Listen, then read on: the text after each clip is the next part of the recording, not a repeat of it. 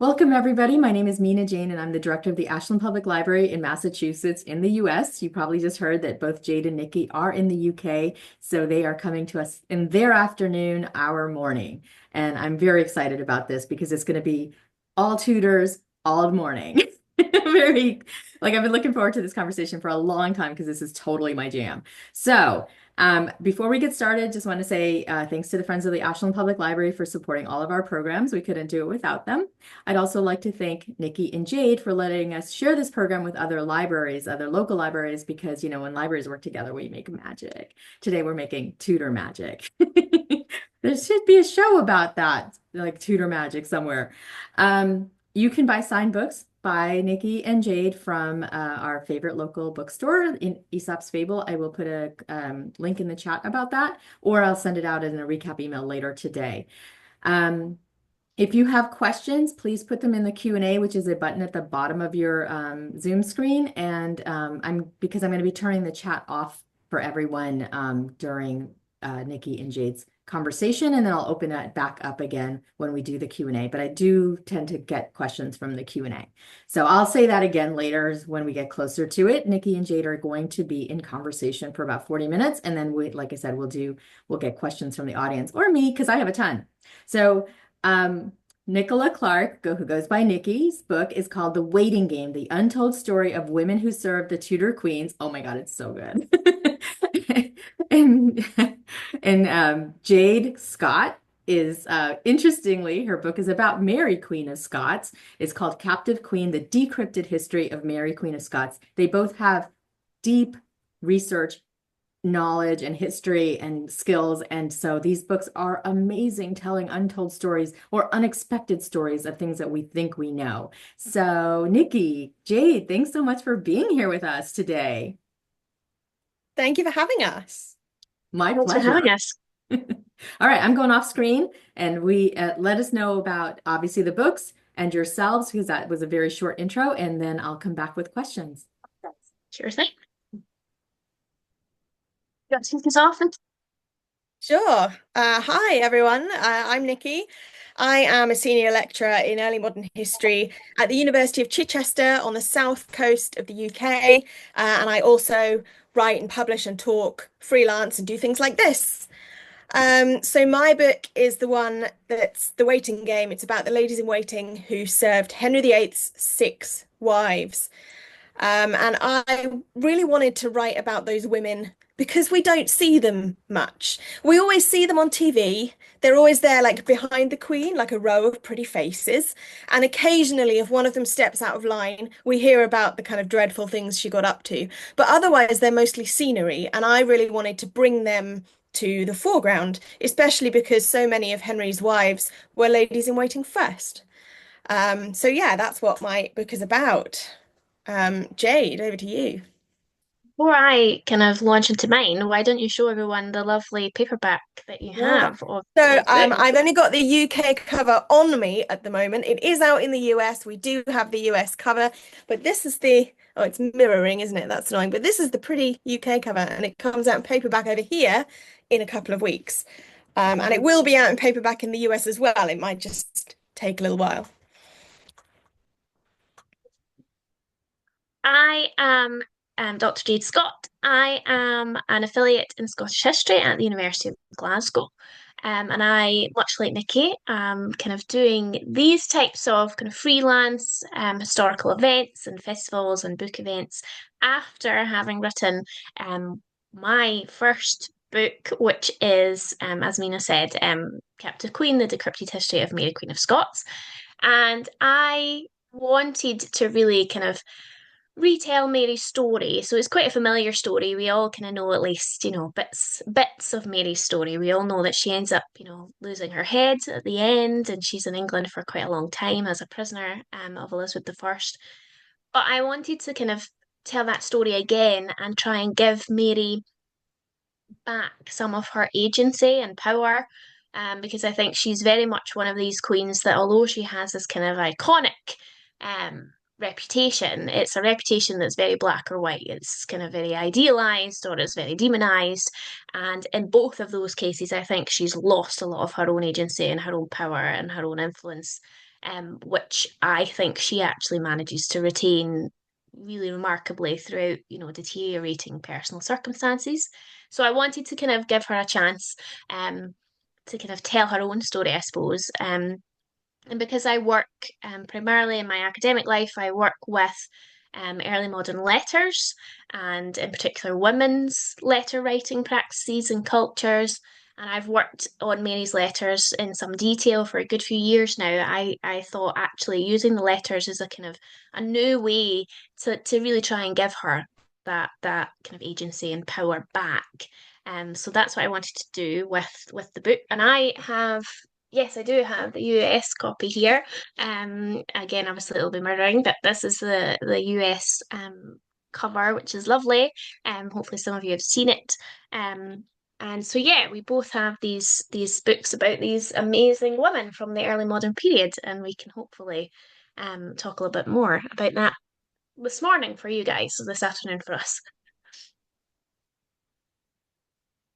So what we thought we might start with, since ladies in waiting are important, I guess, in both of our work and in both of our books, we thought I might kick off by talking about the kind of basic, what is a lady in waiting? What is she there to do? So mostly through the early modern period, a lady in waiting to a queen is a woman who is of aristocratic or gentry status, so upper class status, usually older than 16. She could be married or unmarried, and she had a job as one of the Queen's attendants in her household. And what that really meant, it's kind of hard to write a job description of a lady in waiting because the job is so varied. She is there to accompany the Queen wherever the Queen goes and whatever the Queen is doing, and do whatever the Queen needs her to do at any given time. So on the one hand, she could be the Queen's confidant. She could be a friend, someone the Queen can tell her secrets to. But on the other hand, she's also there to be the Queen's chaperone, to protect the Queen's reputation and by extension, the King's.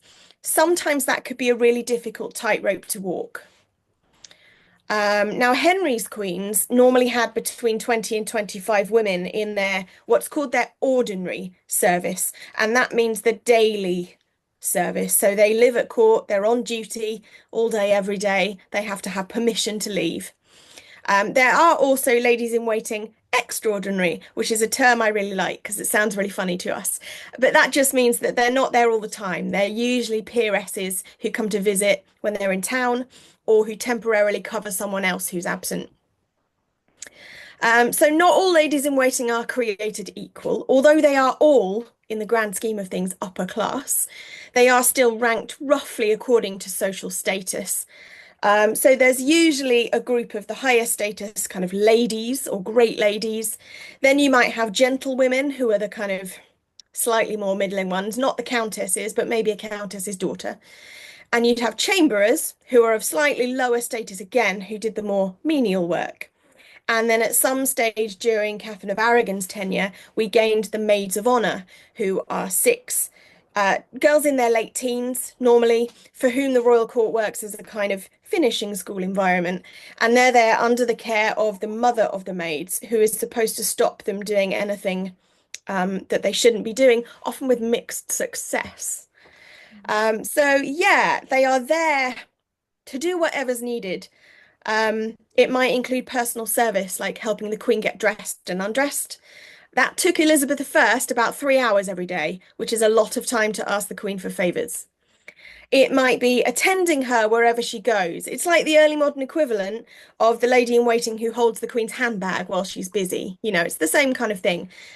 They go to banquets with foreign ambassadors. They might share the Queen's bed at night. It could be almost anything.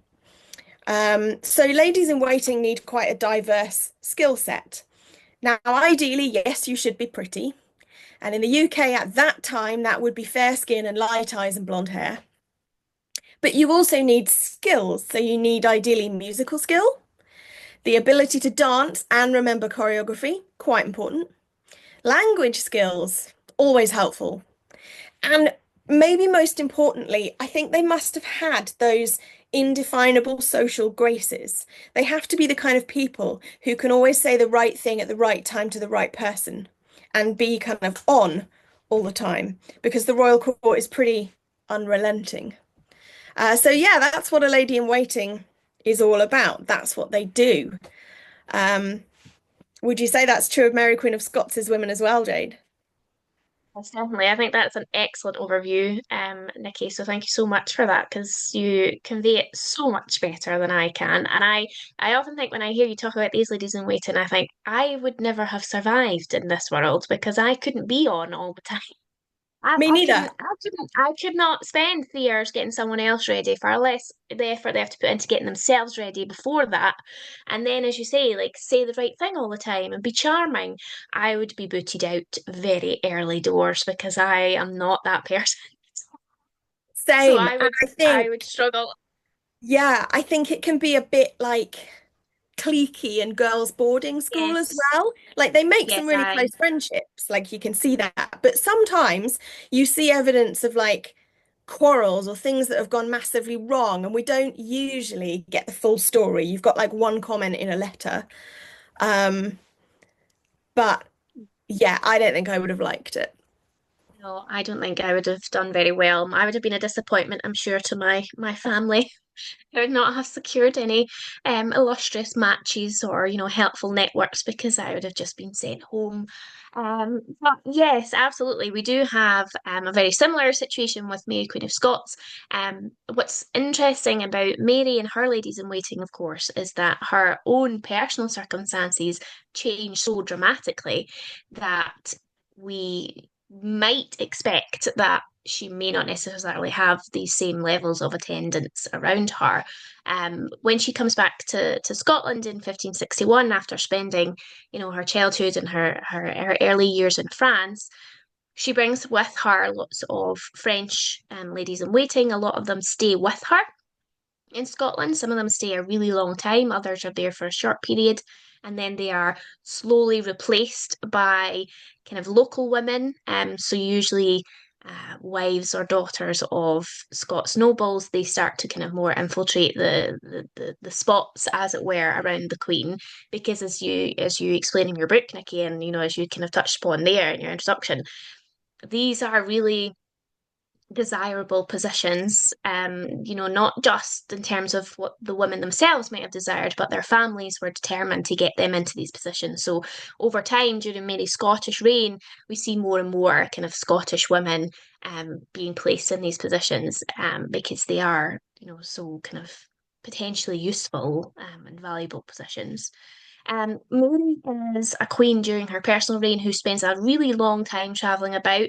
Um, we know, obviously, of course, that various monarchs travel between their properties in this period, for practical purposes like cleaning out houses and things like that. But the Scottish monarchy were particularly on the move a lot. They would travel various monarchs, various kings went further than others, but Mary travels around her kingdom. She goes on journeys around her kingdom several times over the period of her personal reign. She likes to get out and about. She likes to be seen. She likes people to see her and to travel around both royal estates and the nobles' estates. So she relies on her ladies in waiting, of course, during those positions because they are obviously having to travel with her and do all of those kind of personal attending tasks. But it does mean that because Mary is a queen who's often on the move and there's not the same sense in Scotland of there being one particular base for the royal court. The royal court is sometimes at Holyrood. It will literally journey day to day from Holyrood to Stirling to Linlithgow. Sometimes later in the reign to Falkland Palace. James VI particularly liked to base himself there. It means that the ladies in waiting are very much, I think, more of these kind of extraordinary ladies in waiting that you kind of mentioned. So they're not there all the time. They drop in and out. They will be there when, she's maybe based at certain properties or if she's doing a certain thing.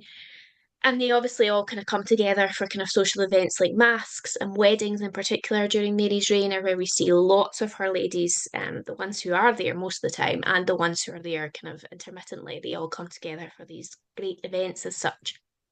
But then, of course, Mary has her kind of disastrous few years from 1565 to 1567 and ends up coming to England in 1568.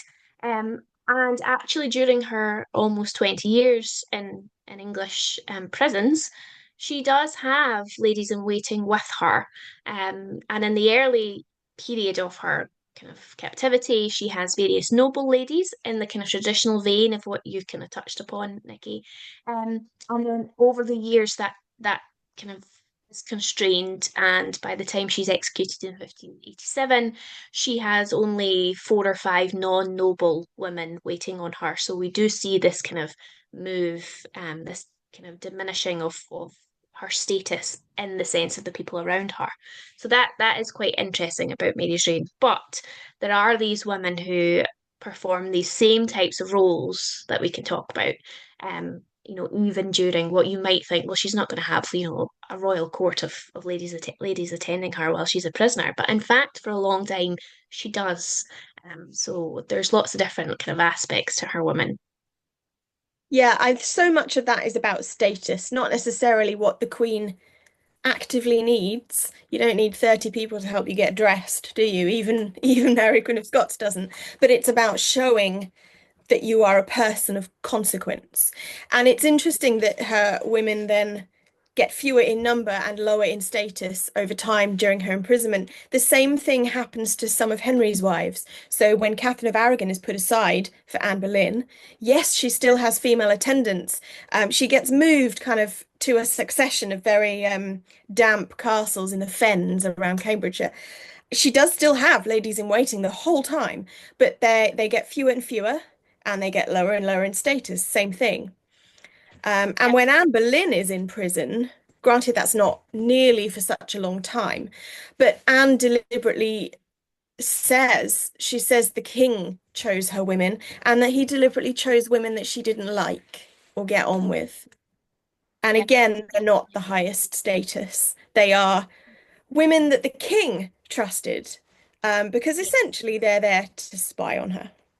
Yeah, and I think Um, that is a really kind of good point as well, Nikki, like to think about this idea of, to what degree are the queens themselves managing yeah, the women who are coming to attend upon them, and as you say, you can really monitor um the kind of personal relationship between the king and the queen and the king, or the queen and other people around the king, by looking at who those women are, and if they are women that the queen herself has said, I want this person here, or like as you say, when Anne Boleyn says, no, these are not my women, I've not chosen them to be with me, because as you say, they're there with a kind of more kind of covert purpose. But even so, with Mary, for example, she, as her imprisonment drags on and her noble ladies leave her household, she makes requests for other noble ladies to replace them. So, for example, one of her kind of main noble women, who's a lady in waiting, is Agnes Fleming, Lady Livingston, and she actually travels with Mary Queen of Scots from the battle at Langside in May 1568, right down to Dundrennan. She's on the boat with her when she crosses into Carlisle. She stays in these various kind of prisons up until 1572, and then in 1572 she asks to return to Scotland because she wants to go out and see her own children. Um, and she goes back, and when she goes back, Mary asks for other people to come and kind of replace her. And she says, can I have Jean Scott, Lady Ferniehurst, or can I have Agnes Fleming's sister, Margaret Fleming, who by that point is the Countess of Athol? And those are refused. Cecil and, by extension, Elizabeth say, no, you're not getting those women. So it's really interesting, we see these parallels, as you say, where you can really sense the individual queen, the individual woman's influence being curtailed by other people. yeah, to a degree, that was always the case. So among Henry's wives, it seems to be that the Queen can choose who she would like to serve her, but the King always keeps the power of veto. He kind of holds the ultimate power. He can bring women in, he can get rid of them, and the Queen really just has to put up and shut up. He Yeah. doesn't exercise that power all of the time, but when he does, like when his foot's down, it's down, and Yes. no one else can go against that. What I thought was really interesting there, I mean, gosh, Agnes Fleming then, stayed away from her own children for a really long time. What these women often had to go through in service to the Queen is considerable. And I think there's something really interesting about loyalty there. That's something I found with these women. We have this mental image of a lady in waiting as super loyal, don't we? As like sisterhood. She's there for the Queen no matter what. And sometimes, yes, sometimes you can see that super clearly. Like if you're going to travel with an imprisoned Queen and stay away from your kids for a really long time, then there's clearly a bond of loyalty there. And some of Catherine of Aragon's women as well. One of her Spanish women, Maria de Salinas, Lady Willoughby, when Catherine was dying in very early 1536, Maria asked for permission to visit her, but then didn't bother waiting for the answer. So it's like she asked just so she could later say, look, see, I did the right thing. I asked. Yeah. And she got on her horse and rode all the way there and fell in the mud or claimed to fall in the mud, talked her way in, and then wouldn't leave. So definitely those bonds of loyalty are a thing, but equally, that's a lot to ask of someone, isn't it? Absolutely. I mean, it absolutely is. And I think with Agnes Fleming, she's I mean, she's one of these amazing women that we kind of touch upon, like you draw it in your book as well. Um, who, yeah, absolutely is, really committed. She is at the Battle of Langside, as I say. She travels in these horrible conditions to get out of Scotland, and then she's with Mary for, several years in prison. And when she goes back, when she says, "Look, I'm going to go back in 1572, I'm going to go back." When she first gets back to Scotland, she is imprisoned by Regent Morton, who takes her to his own kind of estate at Dalkeith and interrogates her because he's like, "You are my way into the inner workings of Mary's, everyday life and what she's planning." And he holds her for several weeks, and she never breaks. She never says anything. She doesn't, reveal anything. She doesn't kind of hide away from the fact that, yes, of course, I was, at the heart of Mary's, court, as it were, in England. Um, but she just never gives him anything. And in the end, he's forced to let her go because her relatives all kind of petition and say, this is an illegal kind of holding of her. And he lets her go. And then when she's freed, she then spends like years hiding messages and getting messages from Mary's supporters back to people in Scotland. And yeah, and I think part of that is with the Flemings in particular, they're a real family who are absolutely, the whole family are very much on Mary's side of the kind of um political and kind of political religious divide, I suppose. Um, brothers and sisters are all involved. And Agnes Fleming is actually the sister of Marie Fleming, one of the original four Maries, who's with Mary, from childhood and goes to France and comes back to the Scottish court. So you see these family ties as well, I think, with some of these women. There's this kind of generational sense of Yeah. women being placed in these positions. Do you find similar things with your Oh women? yeah. Yeah, yeah. It's yeah, so aunts and nieces, mothers and daughters. Absolutely. Yeah, very common because the way to get a job at court is to know someone who's already there. Who better than your mum? Um, Yes. I mean, yes, it's nepotism. It's just that they were very open about it, whereas now we pretend it doesn't happen. But yeah, that was your way in, and those vertical like relationships are super common. Yeah. With Henry's wives, it gets weird because the changeover is very fast. So we think six wives equally spaced, like in our heads, but that's not the case. Catherine of Aragon is there for a really long time, like half of Henry's reign, and then the other five, bang, bang, bang, bang, so fast. So the turnover of women is probably higher over Henry's reign than it would otherwise be. I mean, if you're Anne Boleyn, or Henry VIII, I suppose, you are not going to want all of Catherine's women in your service. It doesn't work that way. You need to reward your own family that you trust and the people who've supported you so far. And you kind of want to get rid of the ones who are super loyal to Catherine, because why would you want that?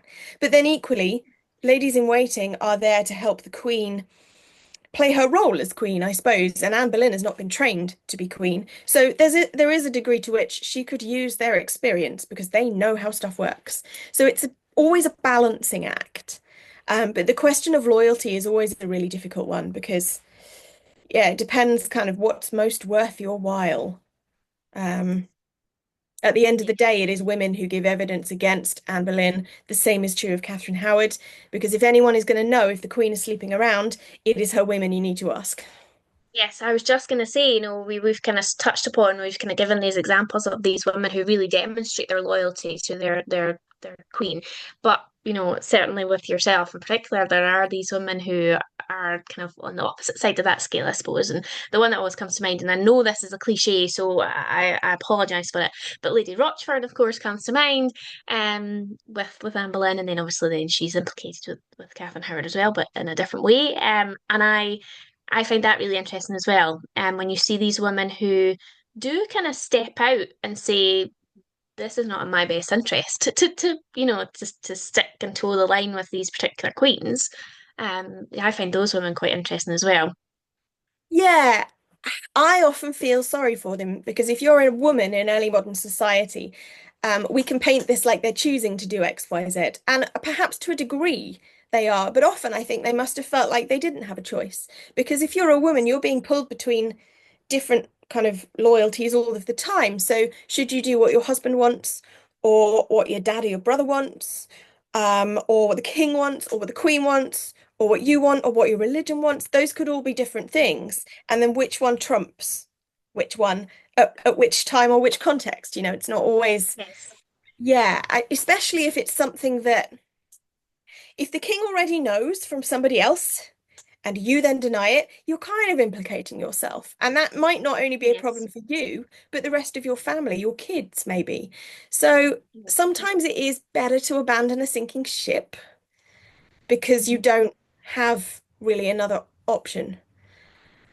Equally, yeah, I mean, for Lady Rochford, I don't have a good answer for what she thought she was doing. She does seem to have helped Catherine Howard, if not actually sleep around with Thomas Culpeper, do everything but. And that is an Yeah. odd choice for a lady in waiting to make, especially one who was Anne Boleyn's sister-in-law. Like, why would you help Anne Boleyn's cousin do what Anne Boleyn had been executed for allegedly doing 5 years previously? It makes no logical sense. My best guess Yeah. really is that Jane probably stumbled across something she was not meant to see and therefore was implicated, and it snowballed from there. Yeah. Um, and the Yeah. fact that she lost her mind at the end, I think Yeah.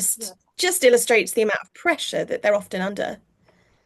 Yes, absolutely. And I think that kind of pressure, you see that pressure with Mary's ladies when she's in captivity. She has these kind of devoted women like Agnes Fleming, and then there's also Marie Seton, who's another one of the four Maries, who is with Mary from childhood, goes to France, comes back, is a noble lady in waiting at the Scottish court. She never marries. Of the four Maries, she never marries, and she comes with Mary. She is given permission to travel to England, and she stays with Mary until about 1583, I think it is. And then in 1583, she asks Mary's permission to retire to a convent in France. But we see these kind of pressures, and you always, there's a sense of Marie Seton being incredibly devoted to Mary. She spends, over a decade as a prisoner alongside Mary. But when she asks to leave, she basically says, I'm tired, I'm I need exhausted. a rest. Yeah. Yeah, like I've given up, my own life to attend to you. She is, yeah, I think, and you get this real sense of her being, physically and emotionally fatigued from the job that she's done. And there's also reports at the time, and now part of this, I think, is a kind of contemporary gendering of women, which we've come to expect, where there's, various jailers write about the fact that these women are sniping at each other and they're falling out with one another, and that's why they want to leave. But I actually think there's a little bit of reality in that, and I don't think that is necessarily something we should look over and just dismiss, because I think it would be entirely natural that if you're in this prison with Mary Queen of Scots, you're living on top of one another, you're with her, you're feeling your own experience of it, but you're also obviously going to take on her emotional experience as well. I would find it incredible if these women didn't fall out with one another and didn't, have periods of resentment and frustration. So we see like Marie Seton's maid, Janet Lindsay, she asked to leave in 1578 or so. I think she asked to leave before Marie Seton does. And the Earl of Shrewsbury, Mary's jailer at that point, writes this really kind of catty letter about how Janet Lindsay cannot stand Marie and she can't stand Mary anymore, and makes out there's all these cat fights between the women. But really, I just think Janet Lindsay is described as being an older woman by that point. She's not a noble lady. She's an attendant upon an attendant as such. And I just think how it's amazing that she lasted as long as she did. Um, so I think this sense of the pressure that these women are under. Even when everything's good, even when the going's good, it's not an easy job. It's demanding. Yeah. Yeah. Yeah. So I see some of the same actually with the women who are in attendance on Catherine of Aragon early on before she marries Henry VIII. So she comes over to England to marry Henry VIII's older brother, Prince Arthur, in 1501. Cool. And then he dies very unexpectedly within like a couple of years. And Catherine of Aragon is left in this appalling limbo situation where her father-in-law and her father in Spain are basically fighting over her dowry. And they won't let her go home, but they won't let her marry anyone else. And she's just stuck while they have a big fight about money, Yep. which is the lot of women, even princesses in Europe. Yep. But it's not just Catherine who's stuck, it's the rest of her household and the attendants with her. And there are a lot of Spanish women who are in England also stuck. And again, we have this image of them being super loyal and sticking by her no matter what. And I mean, yes, but also no, because they're also stuck. So Maria de Salinas, who later on, yes, was super loyal and risked her life to get to Catherine when Catherine was dying. But in 150, I don't know, 6 or 7, not so much. She writes letters home to Spain, um, basically desperate to get out, desperate to leave. She has had enough. No one's paying them. They don't have clothes to wear. It's all a bit of a nightmare.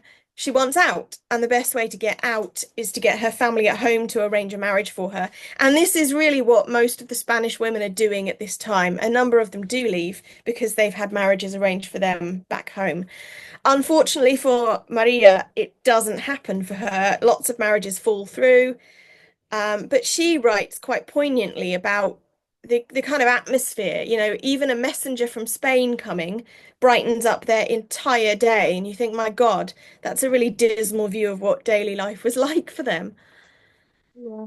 I think that's a really good kind of point that you mentioned there as well, Nikki. And this is something that, obviously comes up a lot with me and kind of Scots personally, but also with these women around her.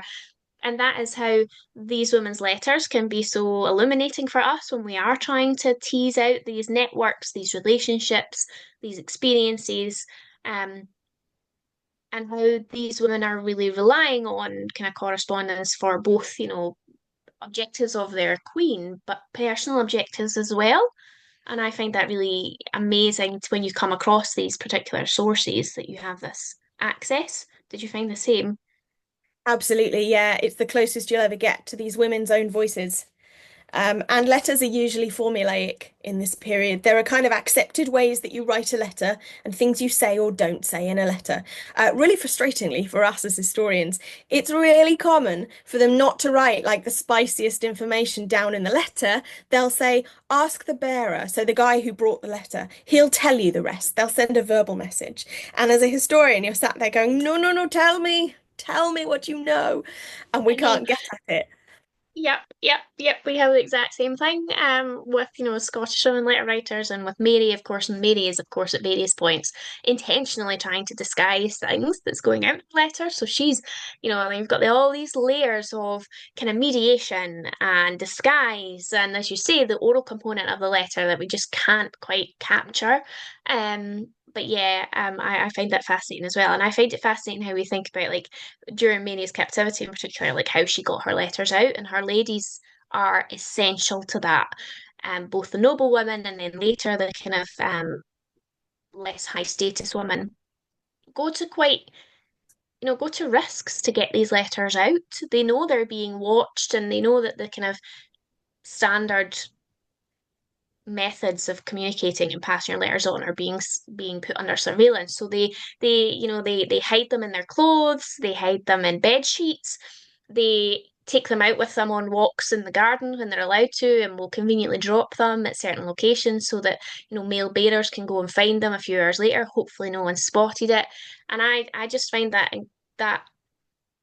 insight that we have to the actual like kind of lived reality of how they're experiencing these things. We're really, really fortunate that we have these letters that can tell us that. And it's kind of amazing to know what lengths they went to and then have that letter sort of on a table in front of you where you can see it sounds daft, doesn't it? But you can see where their pen went. So even though the handwriting often is not good to modern eyes, sometimes, yeah, seeing the real thing is really helpful. Um, Yes.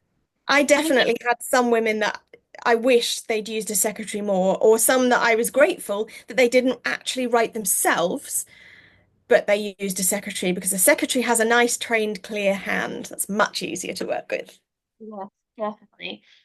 Yeah, I mean, I'm really fortunate in the sense that Mary herself has this, incredibly tidy, neat hand that's very regular, regardless of, the physical discomforts that she's experiencing. She has this very kind of neat writing the whole time, but not everyone around her is. So I share your pain with that. But I think Well, yeah, although handwriting does tend to get clearer the later you go in the 16th century. They start writing a nice italic hand and everyone breathes a sigh of relief. yes, definitely. And I suppose I did have that benefit because obviously I'm slightly later in the period than you, so I do have more italic hands. Um, but yeah, I find that with the letters, and I've said this like in other kind of venues and things that although I try to keep my professional historian hat on, there is something very visceral about actually holding a letter that the person, as you say, you can see where the pen marks are, and that sense of connection, Yeah. through an object. And so letters as an object, not just text. I think that's something that's really important. And I do think there's still something thrilling about that. Yeah, I've never yet cried in an archive. I say yet because there's always a first time. I've definitely like gasped out loud in an archive. Yes, People yes, turn and stare and you're like, but look. Yeah. yes, definitely. Yeah, no, I agree. And I think, with these, I think that's the thing with letters as well, is that they have the potential, in terms of survival, we tend to have surviving materials from people of the kind of more noble classes and royal classes, just because of preservation prejudices, of course, and obviously literacy at various points. But letters are something that we sometimes have more an opportunity to have these women of different status because, learning to write was so critical to them actually navigating their personal experience and the position that they're in. So we do have this more of a chance to see women further down the social scale. Yeah. Yeah, I think that's true. Um, Yeah. it's also sometimes different for women in different countries. So the letters I found that Maria wrote, she wrote those in her own hand. Um, Whereas other kind of comparable women in England at the same time might have done, but might not have done, might not have been able to at exactly that time. She's also so much franker in her letters than an English woman would have been at the same time. English women, although actually in Europe at the time, English women didn't have the reputation of being super reserved. In Mhm. letters, they're much more formal and they're much more polite.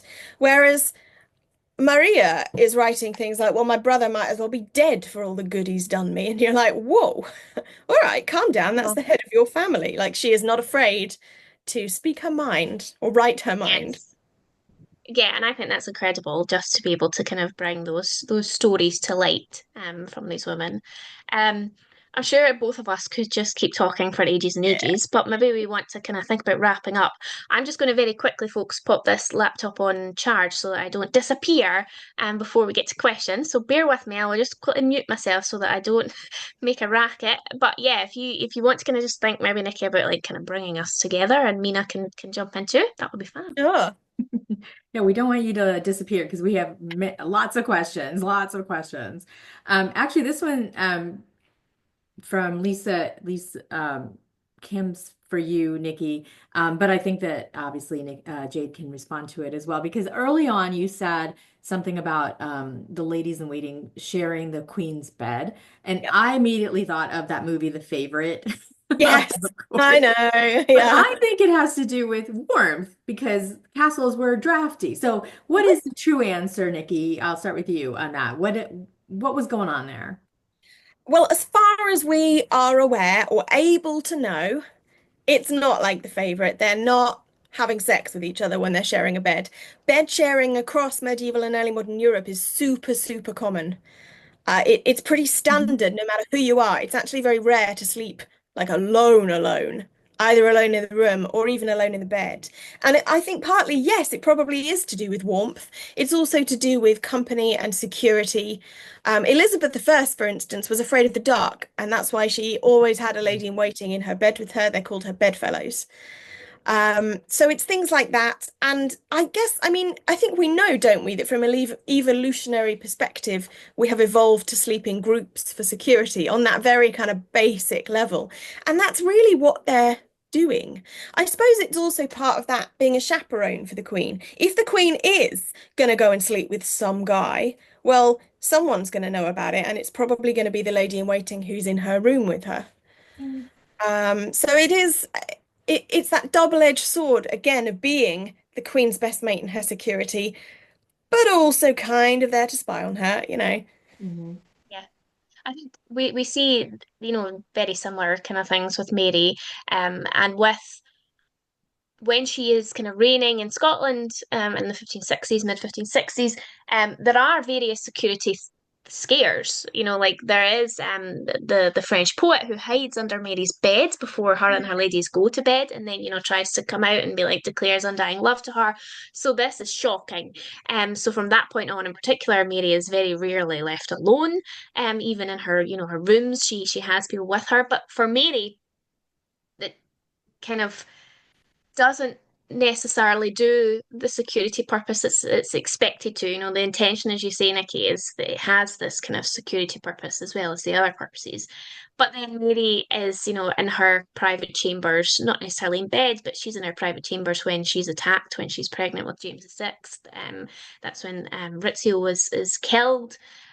So in Scotland, I think there was more of a, certainly in the earlier kind of early modern, late medieval period, it changes, of course, especially when James VI goes to London. Um, but in Scotland, it was slightly easier to gain access to various parts of the court. It was less distinct between what was public and what was private. And you could really actually, get quite far into the Queen or the King's personal rooms, private chambers, without anyone really saying, well, why are you here? And, letting people in. And these security issues, definitely come to the fore in Mary's personal reign. Okay. So it was generally not a sexual reason that the ladies in waitings were. Okay. Um, what is it? Why are the covers different in UK versus anywhere else, actually? Like oftentimes the covers are different everywhere, every country. Do you have a sense of why that happens? I think it was just the preference of your various publishers. Is that the Yeah. sense you got, Nikki? Yeah. Yeah, we're published by different companies in the UK and the US or elsewhere. And I think just trends are different, preferences are different in different countries. Each publishing company knows their own audience best. Mm, And that does seem to be how it goes. Yeah. Yeah, that makes sense. yeah. I think with Captive Queen, because Captive Queen came out in the UK end of October last year, I think there was a sense with the designers as well that my the colours of the cover and things are very, I don't want to say Christmassy as such, but wintry. There was this kind of wintry theme. And whereas the US cover kind of came out early in February, New Year time, so it was more of a kind of, see if it, a cover that would maybe last, I suppose, throughout the year, but Oh, kind of scheme. That's my thoughts. okay. Jan wants to know, were the ladies in waiting active participants in selecting and or influencing the attire of their queens, trends, styles, things like that? Nick, Jane. Um, More the other way round, Oh, okay. usually. The Queen is the kind of leader of style and everyone's copying her. Unless, so the only exception to that would be if your new queen is a foreign queen and, comes over in the the clothes of her own country and then kind of has to anglicize. And yes, the ladies in waiting who are English would probably help her do that. So Anne of Cleves, even Catherine of Aragon, Thomas More is really rude about the clothing that the Spaniards wear. Um, but I mean, like anything else, trends change. The English dress is considered among the frumpiest and dowdiest of Europe. And again, France actually is kind of the one to look to. Nothing much has changed, has it? France leads early modern European fashion. Mhm. Yeah. I think I told you that I'm a huge Bridgerton fan, and they had the same thing with Queen Charlotte, is that she came over from Germany and they made her wear French fashion. I mean, it's totally fiction, totally, but it seemed like from what you were saying that that is true. But also, do the ladies in waitings get the Queen's hand-me-downs? Yes. Yeah, it's one of the big perks of the job in that you end up wearing fabrics and amounts of fabric and colours that you might not otherwise have access to because they'd be too costly. So yes, you might end up. And sometimes the style is a clue. So one of the Duchesses of Norfolk was given a hand-me-down from Catherine of Aragon of a gown of, I think it's green, and it's described as having Spanish sleeves. And you'd think, well, that might not be in fashion at the English court, but if the Duchess of Norfolk is wearing Spanish sleeves, she can only have got that from the Queen herself. So it's almost a mark of status and regard. So yeah, hand-me-downs to us are like really used clothes, but no, very very good thing in the court. Yeah. And Mary gifts a lot of her clothing, as you're saying there, Nikki, like as a reigning queen, um, she's also she kind of takes it upon herself. It's quite unexpected behavior, but she really goes for it. Is to buy, wedding gowns for various ladies of the court. Oh, So when various ladies are getting married, she steps in and personally purchases the fabric for their wedding gown, and she does this for, especially ladies that have a connection familially to her. So if they're marrying her kind of illegitimate half brothers, she really likes to be like, I'm the one who's providing these fantastic wedding clothing. But I think it's an interesting one. It's not necessarily a lady in waiting getting a hand me down, but when Mary comes to England in 1568, she doesn't really have any clothing with her. She's traveling in what she's wearing. And so they write back to, the nobles in Scotland and say, please can you release some of her gowns from her previous prison in Scotland at Lochleven. And she does get some stuff sent to her. They begrudgingly send her some stuff. But they also write to Elizabeth and say, can you send us? And her early jailers, Sir Francis Knowles, he writes to Elizabeth and says, please, can you send clothing for the Scots Queen and her ladies because, they've been travelling and they're, dishevelled, etc. And Elizabeth sends truly awful clothes. So bad. The clothes are so bad. They're so out of style and they're so old and kind of moth-ridden and just it's an embarrassment that Francis Knowles never actually lets Mary see them. He just says that these clothes have been sent for the servants, for the servant girls. They're not, he's humiliated. He's like absolutely devastated that he has to try and fob these off. And so it's really like you see these kind of social interactions around clothes, yeah. and it's interesting, because Elizabeth frames it as, oh, here's this act of, sisterhood as this weird, I'll send you these Mhm. clothes. And they're awful. They're so bad. So she's really making a point about, Yeah. early on, marking who's got the power here. Mhm. Clothing is political. Yeah. Absolutely. Speaking of, what were the prisons like? I mean, other than the Tower of London, which is supposed to be very stark, were they in actual prisons or were they in like castles where they couldn't leave? Yeah.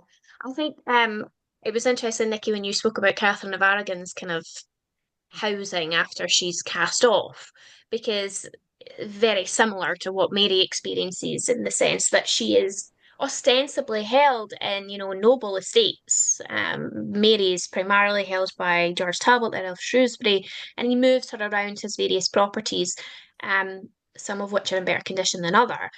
So they are, on the face of it, these kind of noble estates, and there's this kind of sense of maybe these are quite gilded cages, and Mary goes to great efforts to make these prisons reflect her royal status as far as she can, with fabrics and objects and things like that.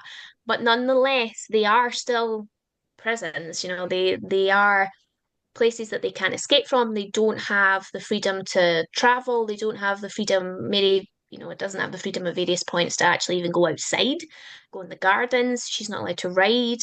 Um, and a lot of the buildings, as she's moved about, certainly as the kind of circumstances deteriorate, become less and less comfortable. So it's interesting, Nikki, that you mentioned, these drafty, damp places in the fens, because that's what Mary complains about all the time as well, is that Tutbury in particular is damp and the wood is rotten and there's drafts and the moat is smelly. And yes, so to us, we're kind of looking back and going, well, these are still, noble houses with all the comforts of the day.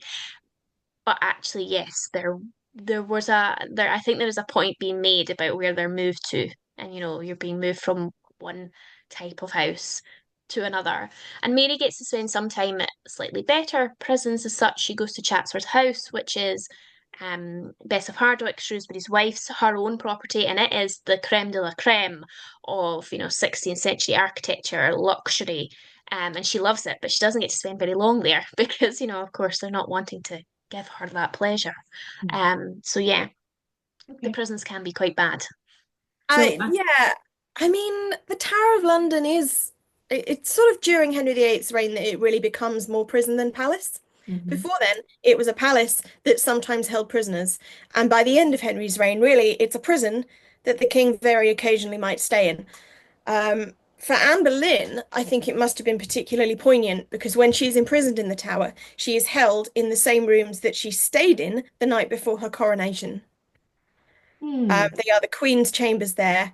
And so, yeah, they're beautifully furnished, beautifully decorated, lap of luxury, except that there are guards on the doors and they're not there to keep other people out, but to keep Anne in. So it's like this weird, it must have been this slightly kind of surreal, grotesque, like mirroring of that previous experience. That must have been really quite distressing. Rude. Um, Nikki, were the ladies in waiting, well, either of you can answer, paid wages or just room and board? Now, yeah, that's actually a tricky one to figure out. So some women were sometimes paid a wage, and most women were usually not. So the records for Henry's wives are very gappy. And that's partly because, with the turnover of wives being so fast, they didn't make or keep records in quite the same way as they might have done if the Queen had been there forever. Why would you need the previous Queen's payment books, etc.? They haven't survived. So it's quite hard to tell. There are some sources that show that the lower status women, the chamberers, the maids of honor, they are paid wages. But most of the other women are not paid a wage. What they do get is something that's called bouche of court, which comes from the French. It means like mouth of court, I suppose. And that means they get food and lodging, and an allowance of candles for light and wood for fuel. So it's sort of like you're not salaried, but you are taken care of. Hmm.